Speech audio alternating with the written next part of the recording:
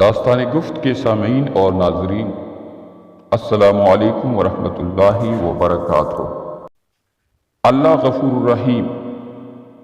ایک شرابی کے ہاں ہر وقت شراب کا دور رہتا تھا۔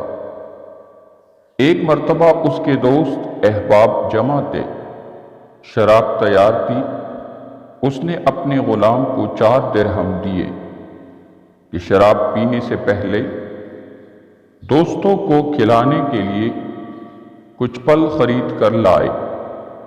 وہ غلام بازار جا رہا تھا کہ راستے میں حضرت منصور بن عمار بصری رحمۃ اللہ علیہ کی مجلس پر گزر ہوا۔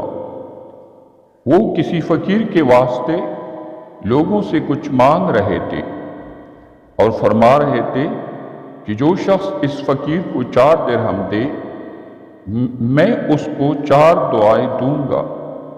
اس غلام نے وہ 4 درہم اس فقیر کو دے دیے۔ حضرت منصور رحمۃ اللہ علیہ نے فرمایا، بتا کیا دعائیں چاہتا ہے؟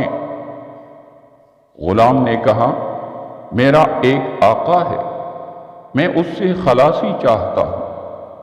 حضرت منصور رحمۃ اللہ علیہ نے دعا فرمائی اور پوچھا، دوسری دعا کیا چاہتا ہے؟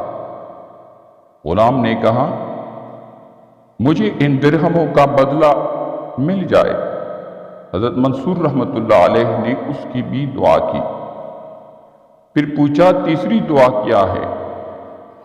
غلام نے کہا، حق تعالی شانہ میرے سردار کو توبہ کی توفیق دے اور اس کی دعا قبول کرے۔ آپ رحمۃ اللہ علیہ نے اس کی بھی دعا کی۔ پھر پوچھا، چوتھی دعا کیا ہے؟ غلام نے کہا، حق تعالی شانہ میرے سردار کی، تمہاری اور یہاں مجمع میں موجود ہر شخص کی مغفرت کرے۔ حضرت منصور رحمۃ اللہ علیہ نے اس کی یہ بھی دعا کی۔ اس کے بعد وہ غلام خالی ہاتھ اپنے سردار کے پاس واپس چلا گیا۔ سردار اسی کے انتظار میں تھا، دیکھ کر کہنے لگا، اتنی دیر لگا دی؟ غلام نے قصہ سنایا۔ سردار نے ان دعاؤں کی برکت سے بجائے غصہ ہونے اور مارنے کے یہ پوچھا کہ کیا کیا دعائیں کرائی؟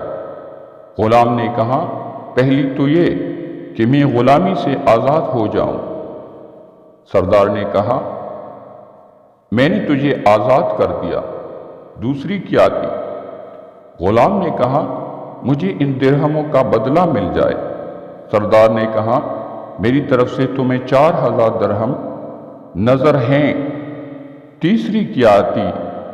غلام نے کہا، حق تعالی شانہ تمہیں شراب وغیرہ فسق و فجور سے توبہ کی توفیق دے۔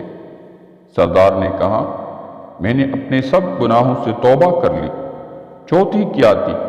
غلام نے کہا، حق تعالی شانہ میری، آپ کی، ان بزرگ کی اور سارے مجمع کی مغفرت فرما دے۔